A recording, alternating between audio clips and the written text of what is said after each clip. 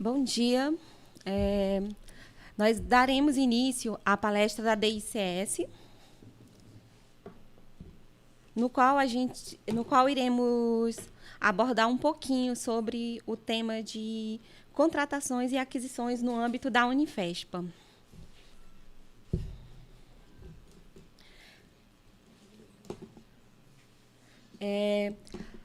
Para que a universidade ela funcione, para que ela consiga exercer o seu papel de levar um ensino de qualidade a todos os discentes, nós precisamos seguir alguns ritos.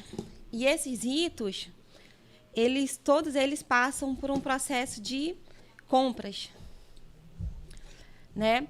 E tudo que a gente vai utilizar no nosso dia a dia da universidade, todos os materiais, todas as contratações de serviço, tudo que é necessário para que possamos executar nossas atividades, precisa passar por um processo de aquisição de material que a gente utiliza no dia a dia, como papel, caneta, copo descartável. Tudo isso precisa passar por um processo de compra, né? E também todos os serviços que são essenciais para que a universidade execute as suas tarefas, como os serviços de limpeza, os serviços de vigilância, o transporte dos alunos, tudo isso precisa passar por um processo de contratação, que é denominado de licitação, né? E a gente vai abordar um pouquinho sobre as contratações públicas no âmbito da Unifespa. Vamos falar especialmente sobre o pregão, que é a maior demanda da DICS, né? Que é a maior demanda do setor de compras da Unifespa. A maioria dos nossos serviços e a maioria das aquisições, elas se dão através de pregão. Só que, para a gente poder falar de pregão, nós vamos ter que falar um pouco sobre toda a legislação aplicada às contratações públicas, né? Para que a gente possa realizar essas aquisições e essas contratações, nós precisamos seguir alguns regramentos jurídicos, né? E assim, nós vamos falar um pouco sobre esses regramentos jurídicos. A nossa palestra, ela vai, como eu já coloquei, vamos falar sobre os regramentos jurídicos, vamos falar um pouco sobre os conceitos e definições de contratações públicas, vamos mostrar para todos vocês os modelos que nós elaboramos com o objetivo de facilitar a instrução dos processos de contratações públicas, né? E, ao final, nós vamos falar um pouquinho sobre o PAC, né? A gente já teve, ano passado, uma outra palestra que foi específica sobre o PAC, né? Esse ano, para que a gente possa licitar tudo que a gente possa comprar, tem que estar registrado no PAC, conforme nós já mencionamos, né? Então, a gente vai falar um pouquinho sobre o PAC também. Bom, vamos começar falando um pouco sobre os regramentos jurídicos, as legislações que são aplicadas às contratações públicas. Inicialmente, nós temos a Lei Geral de Licitações, que ela é de 1993, e ela foi um marco para as contratações públicas, né? Inicialmente, todas as contratações, fossem aquisições, contratação de serviços, contratações de obra, nós faríamos pela 866, né? E aí, em 2002, nós tivemos a Lei do Pregão. O pregão, ele é utilizado para serviços comuns, aquisições comuns, e ele deu uma celeridade nas aquisições, né? Logo depois, nós temos o Decreto 355, de 2000, que ele aprova o regulamento da modalidade pregão, tanto na forma presencial quanto na forma eletrônica. Recentemente, em 2019, nós tivemos, que entrou em vigência, o Decreto 10.024, que ele modifica as regras do pregão eletrônico. Ele tentou facilitar e trazer uma inovação sobre os processos de compra, até mesmo tornar mais célere ainda e mais eficiente. Nós temos também o decreto 7892 de 2013. Esse decreto, ele regulamenta o sistema de registro de preço, que são aquelas licitações que nós não temos a certeza absoluta de que iremos contratar, mas existe a possibilidade. Então, como planejamento da administração pública, a gente realiza a licitação por sistema de registro de preço. Nós temos também o decreto 8538 de 2015, que regulamenta o tratamento diferenciado às empresas de pequeno porte e microempresa, né? Esse regulamento, ele estabelece cotas, né, reservas de cotas nas licitações para fomentar a economia dessas empresas, e também ele coloca quase que obrigatoriedade de subcontratação dos serviços de microempresa, né? Nós temos também a IN 5 de 2014, que ela já modifica um pouquinho o foco. Ela trata dos procedimentos acerca da pesquisa de preço, como deve ser realizada a pesquisa de preço, que compõe o nosso processo licitatório, o nosso processo de contratação. Nós temos a IN 5 de 2017, que trouxe uma inovação sobre as regras que vão dispor os nossos processos de contratação de serviço. A IN5, ela trata somente de contratação de serviços, ela não se aplica à aquisição de material. E, mais recentemente, nós temos a IN1 de 2019, do Ministério da Economia, e a IN1 de 2019, da Unifespa, que dispõe sobre o Plano Anual de Contratação, o nosso PAC. Bom, falamos que tudo que a gente precisa, né, para executar as atividades do nosso dia a dia na universidade, no âmbito da universidade, é preciso licitar. Mas o que é licitação, né? E aí, a Lei 866 e o nosso professor da área de licitações, ele coloca o seguinte, que licitação é o procedimento administrativo mediante o qual a administração pública seleciona a proposta mais vantajosa para o contrato de seu interesse. O objetivo da licitação é sempre a proposta mais vantajosa para a administração, o melhor preço, tá? E a regra geral é licitar. Só não vai licitar nos casos específicos que dispõe a 866. O regramento geral é licitar, então, para todas as aquisições, nós iremos licitar. Algumas contratações de serviços, elas têm suas peculiaridades, e então a gente vai lá para o artigo 24, artigo 25 da 866, que fala sobre as possibilidades de dispensa de licitação. E aí nós temos, inicialmente, o que regulamenta as contratações públicas é o artigo 37 da Constituição, que institui normas para licitações e contratos da administração pública, né? E dá outras providências. Todas as contratações com terceiros serão necessariamente precedidas de licitação, como eu já falei, ressalvadas as hipóteses previstas nos artigos 24 e 25 da Lei 866.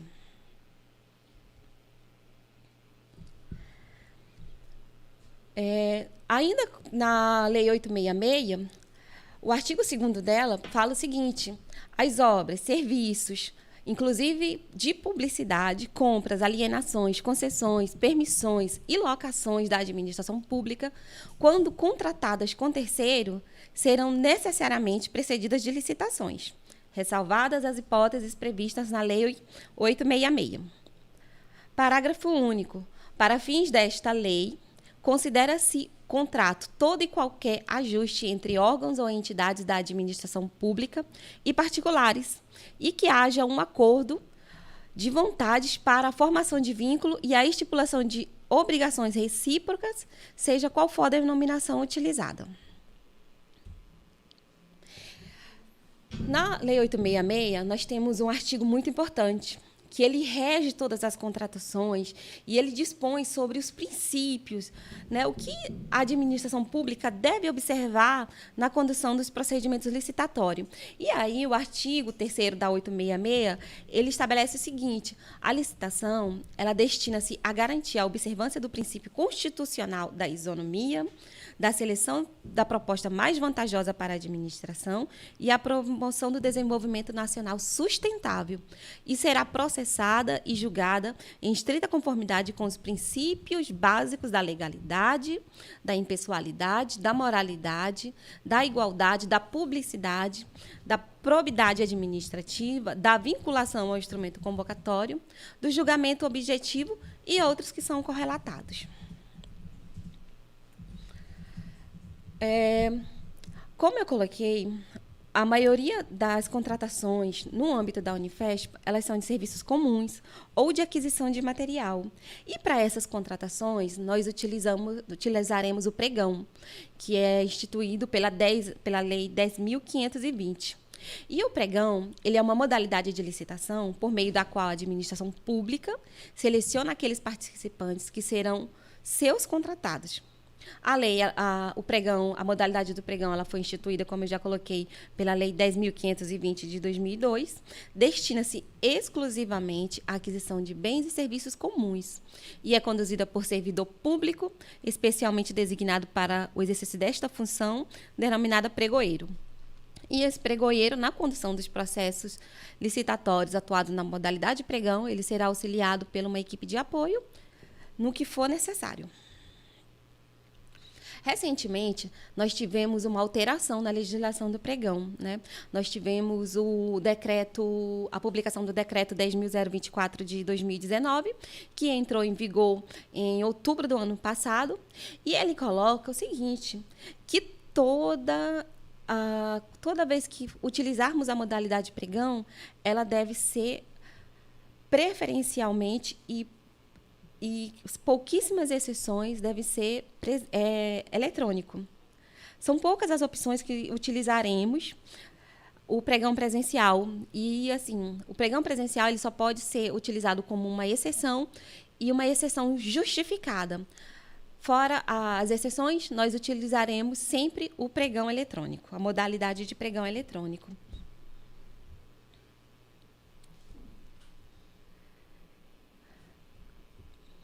Ainda com o decreto 10.024, ele estabeleceu uma outra novidade, que é a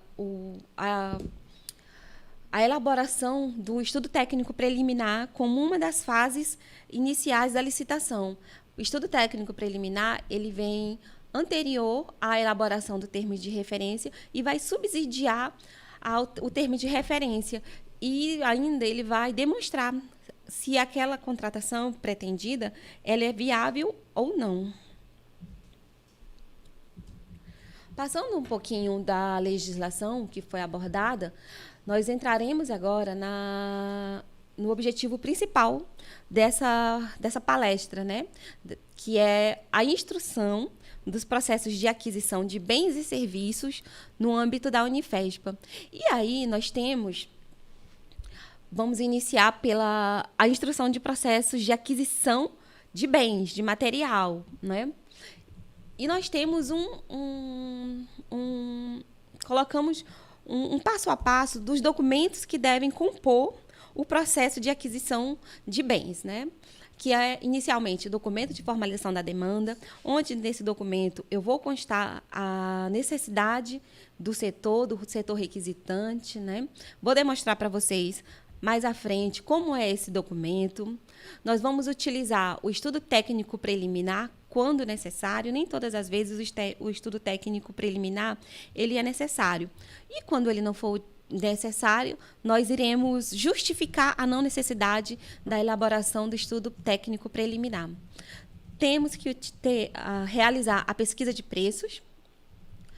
Depois da pesquisa de preço, vamos ter que analisar a planilha, a pesquisa de preço, e aí a gente dispôs com o objetivo de facilitar o trabalho de todos nós disponibilizamos uma planilha de análise de preços, que essa planilha de análise de preços ela está conforme dispõe a IN 5 de 2014.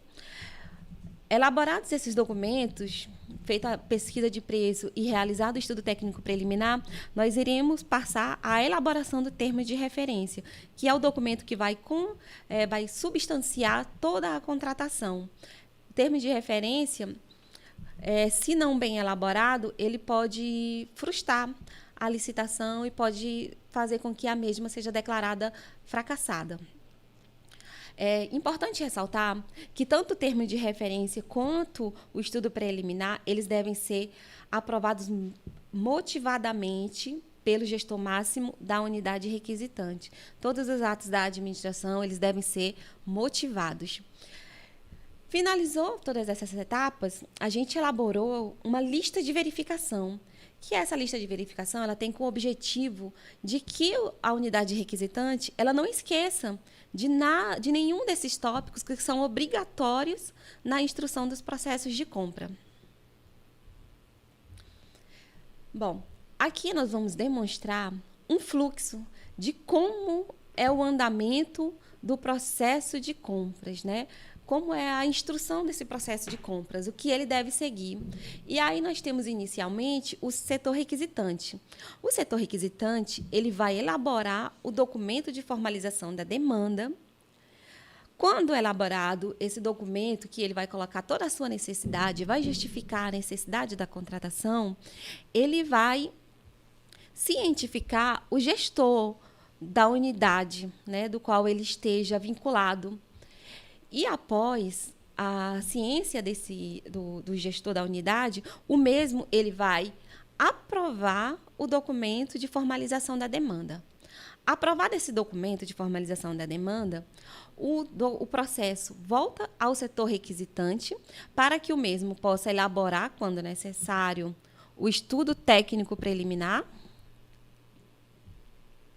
para que ele possa elaborar o estudo técnico preliminar, elaborar posteriormente o termo de referência, realizar a pesquisa de preço, confirmar se todos aqueles itens eles estão inseridos no PAC. Mais uma vez, nós ressaltamos que toda a contratação pretendida para o ano de 2020, ela deveria ter sido inserida no ano de 2019, lá no sistema PGC-PAC.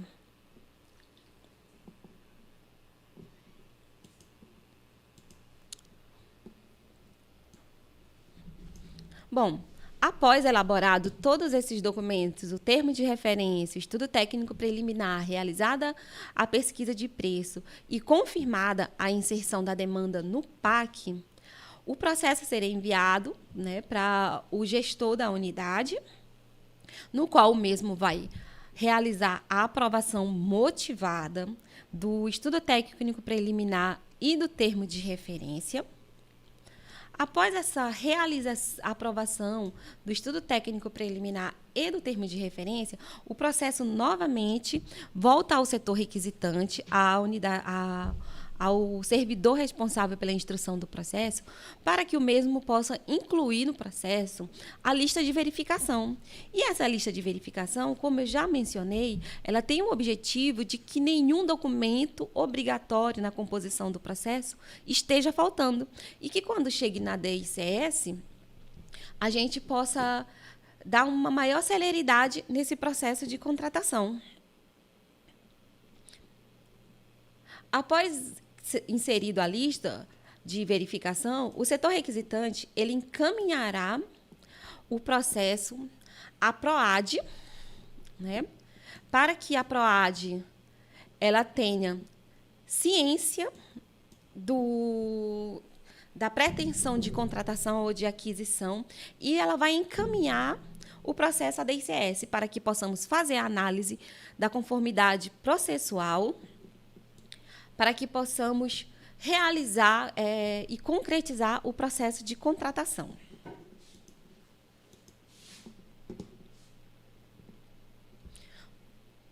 Passamos agora para os documentos necessários para compor o processo de contratação de serviços. O processo de contratação de serviços, ele tem um pouquinho mais de documentos que são necessários por ter uma complexidade maior. O processo de aquisição de material, geralmente, ele é um processo mais simples. O processo de contratação de serviços, como ele vai ter uma execução maior, né? Ele precisa de uma fiscalização maior, então ele precisa ter um regramento maior, né? Então, ele tem mais documentos que o processo de aquisição de material. E aí, nós colocamos os documentos que são necessários para que estejam no processo de contratação de serviços, que é o documento de formalização da demanda, o mesmo documento lá do processo de contratação de aquisição de bens. Nós temos uma diferença agora no processo de contratação de serviços, que é o termo de ciência da equipe do termo de ciência do planejamento e da contratação. Para as contratações de serviços, conforme dispõe a IN 5 de 2017, para a contratação de serviços é necessário que seja formalizado uma equipe de planejamento que vai planejar a contratação de serviços, né? E essa equipe de planejamento também ela tem suas exceções, né, que estão estabelecidas lá na IN 5 de 2017. A regra geral é que se tenha uma equipe de planejamento, que seja instituída uma equipe de planejamento, né? E esse documento, como já colocado, ele tem que ter a ciência do servidor que vai participar, que vai compor essa equipe de planejamento. Após a ciência de todos os servidores responsáveis da unidade para compor a equipe de planejamento, nós teremos a portaria de designação da equipe de planejamento, a elaboração do estudo técnico preliminar, a elaboração do mapa de risco, quais são os riscos inerentes para aquela contratação. Teremos a pesquisa de preços, a realização da pesquisa de preço. Novamente, nós temos a análise da pesquisa de preço, né, que vai ser realizada através da planilha que a DICS disponibilizou no site da PROAD. Temos a elaboração do termo de referência. E, novamente, esse termo de referência e esse estudo técnico preliminar, eles devem ser aprovados motivadamente pelo gestor máximo da unidade. E, finalmente, nós temos a lista de verificação. Vamos demonstrar um pouquinho como é que vai funcionar o fluxo dos processos de contratação de serviços. Inicialmente, o setor requisitante ele vai elaborar o documento de formalização da demanda, vai incluir no processo o termo de ciência do planejamento da contratação. Após, ele vai encaminhar ao gestor da unidade para que o gestor ele possa aprovar o documento de formalização da demanda.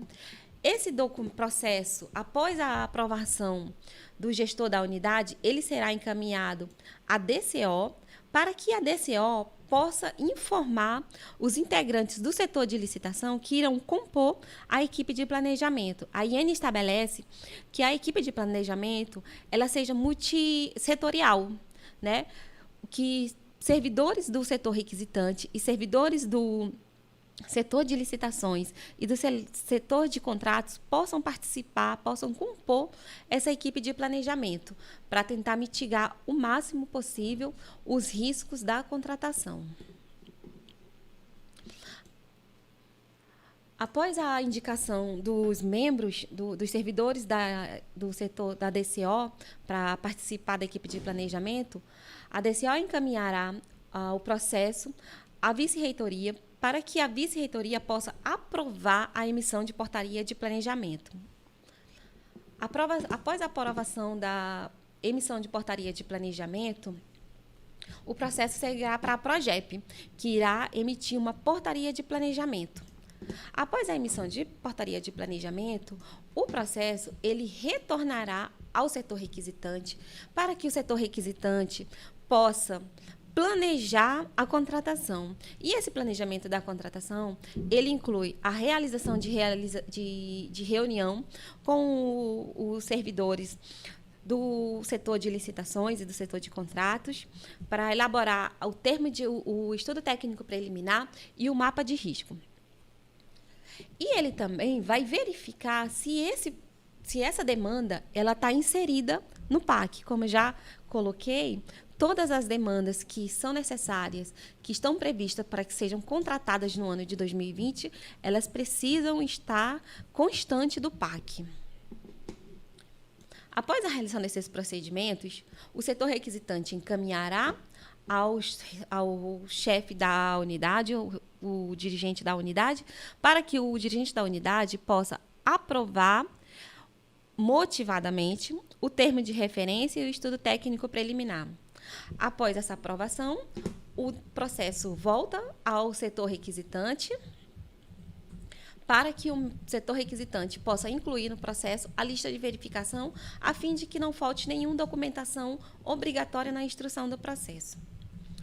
Após incluída a lista de verificação, o processo será encaminhado à PROAD, para que a PROAD tenha ciência da pretensão da contratação e que possa encaminhar ao processo ADICS, para que a ADICS realize a análise da conformidade do processo e que possa concretizar o processo de contratação.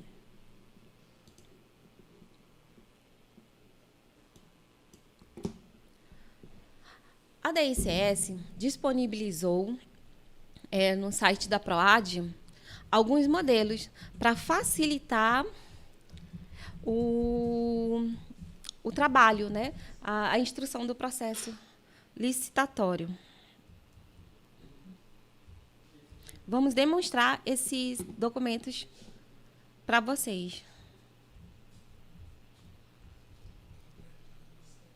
F7. Só um momento. Como?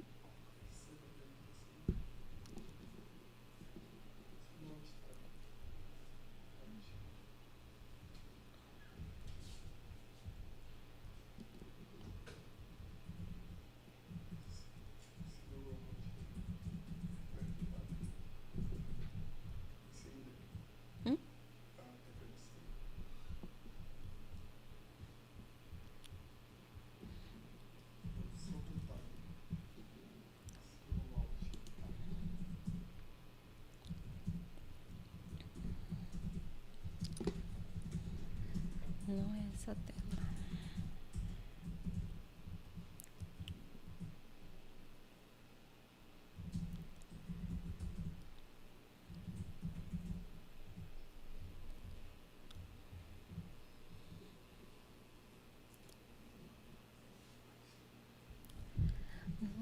Não é nenhuma dessas. Bom, se vocês clicarem naquele link que consta lá na apresentação, vocês serão direcionados para esse endereço, a página da PROAD, né? Aqui em compras, contratos e convênios, nós teremos uns modelos que foram disponibilizados e as orientações de como devem ser instruídos os processos de contratação.